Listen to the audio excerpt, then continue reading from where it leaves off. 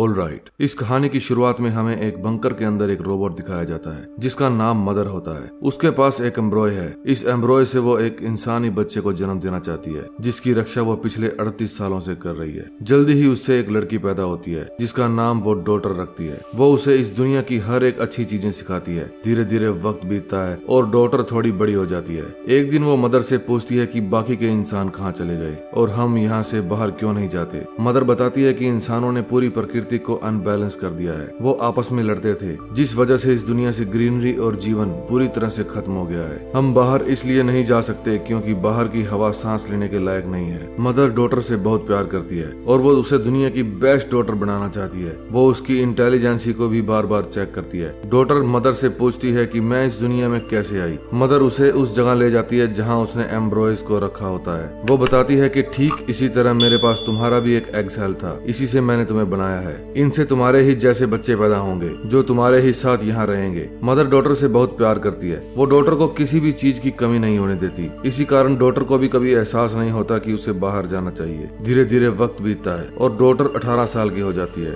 वो जब अपने कैबिन में होती है तो अचानक से लाइट चली जाती है। 18 साल में पहली बार यहाँ लाइट जाती है। ये देखकर डॉटर को बहुत अजीब लगता है। जब वो चेक करने जाती है तो कंट्रोल रूम में एक चूहा होता है जिसे देखकर वो डर जाती है क्योंकि आज से पहले उसने कभी किसी जिंदा चीज को नहीं देखा था। वो चूहे को एक बोतल के अंदर बंद कर देती है। उसी चूहे ने वायर्स भी काटी होती है। फिर डॉटर सभी वायर्स को रिपेयर कर देती है। डॉटर को हर चीज की नॉलेज होती है। जब मदर वहाँ आती है तो डॉटर उसे चूहा दिखाती है। मदर उस चूहे को मार देती है जिससे डॉटर को बिल्कुल भी अच्छा नहीं लगता। मदर कहती है कि बाहर की कोई भी चीज यहाँ पर नहीं आनी चाहिए। बाहर का वातावरण पूरी तरह से इन्फेक्टेड है, इससे तुम्हारी जान को खतरा हो सकता है। लेकिन डॉटर के दिमाग में एक टेंशन थी कि बाहर के वातावरण में गड़बड़ है तो चूहा जिंदा कैसे रह पाया। फिर वो तय करती है कि वो बाहर जरूर जाएगी। जब रात को मदर खुद को चार्ज कर रही होती है तो डॉटर अपना एयर टाइट सूट पहनकर मेन गेट खोलकर बाहर जाने लगती है। बाहर एक लेडी होती है जिसकी हालत बहुत ज्यादा खराब होती है। वो डॉटर से मदद मांगती है। डॉटर उसे अपनी ही तरह एक खास सूट पहनाती है। मदर जब पूरी तरह से चार्ज हो जाती है तो उसे पता चल जाता है कि मेन गेट खुला है। वो जब मेन गेट के पास जाती है तो वहाँ डॉटर होती है। वो डॉटर से कहती है कि तुमने दरवाजा क्यों खोला,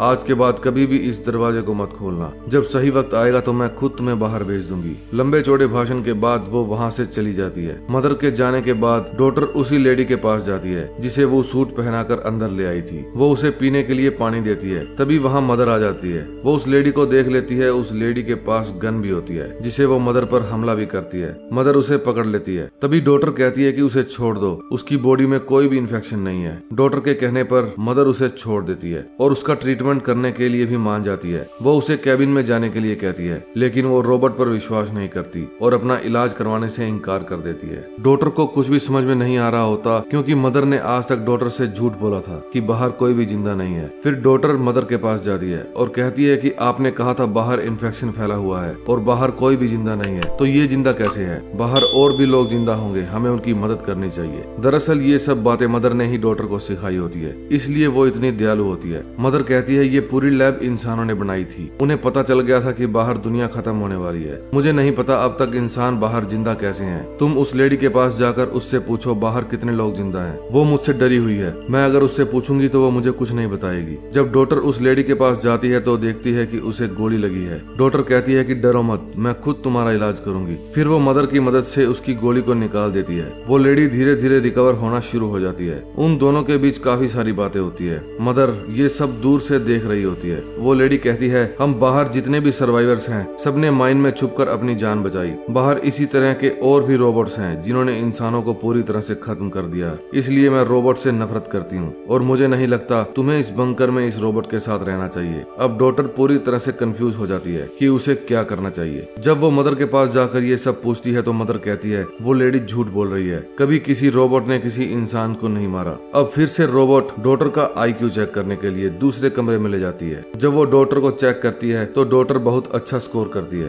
अब मदर खुश होकर डॉटर को दूसरी लैब में ले जाती है जहाँ बहुत सारे एम्ब्रॉयज होते हैं। मदर कहती है तुम इनमें से किसी भी एक एम्ब्रॉय को चुन सकती हो। अब हम तुम्हारी तरह एक और इंसान को बनाएंगे। ये सुनने के बाद डॉटर बहुत खुश हो जाती है। वो एक बॉय के एम्ब्रॉय को चुनती है ताकि उसे एक भाई मिल जाए। लेकिन अभी भी उसके दिमाग में बहुत सारे सवाल होते हैं। जब रात को मदर अपने आप को चार्ज करती है तो डॉटर उस लैब में जाती है जहाँ बहुत सारे एम्ब्रॉयज रखे जाते हैं। वो देखती है वहाँ से 3 एम्ब्रॉयज गायब हैं। अब वो समझ जाती है कि उससे पहले भी 2 2 एम्ब्रॉयज से बच्चों को बनाया गया था। चेक करने पर पता चलता है कि उन बच्चों का मेंटल स्कोर बहुत अच्छा नहीं था। इसी वजह से मदर ने उन्हें मार दिया। मदर इसीलिए बार बार डॉटर के भी दिमाग को टेस्ट करती है, जिसमें वो हर बार पास होती आई है। अगर वो इस टेस्ट में फेल हो जाती तो मदर उसे भी मार देती। ये जानकारी मिलने के बाद डॉटर बहुत परेशान हो जाती है। उसे उस लेडी की बातों पे पूरा विश्वास हो जाता है। फिर वो उस लेडी के पास जाती है। लेडी डॉटर से कहती है कि हमें यहाँ से भाग जाना चाहिए। डॉटर कहती है कि मैं ऐसा नहीं कर सकती, मेरा भाई जल्द ही यहाँ पर आने वाला है, मैं उसे रोबोट के बीच में नहीं छोड़ सकती। मदर उन दोनों की सारी बातें सुन लेती है। वो कहती है कि तुम यहाँ से भाग नहीं सकती। मदर डॉटर को एक कैबिन में बंद कर देती है और उस लेडी को टॉर्चर करना शुरू कर देती है। इससे पहले कि मदर उस लेडी को मारती, डॉटर उस कैबिन के ग्लास को तोड़कर बाहर आ जाती है। जब वो हेल्प करने के लिए उस लेडी के पास जाती है तो वो लेडी उसे पकड़ लेती है। वो मदर से कहती है कि अगर तुमने मेन गेट नहीं खोला तो मैं इसे मार डालूंगी। मदर नहीं चाहती थी कि डॉटर किसी भी कीमत पर मारी जाए, इसीलिए उसे मजबूरी में दरवाजे खोलने पड़ते हैं। जब डॉटर उस लेडी के साथ बाहर जाती है तो वो बाहर जाकर देखती है कि चारों तरफ अंधेरा है,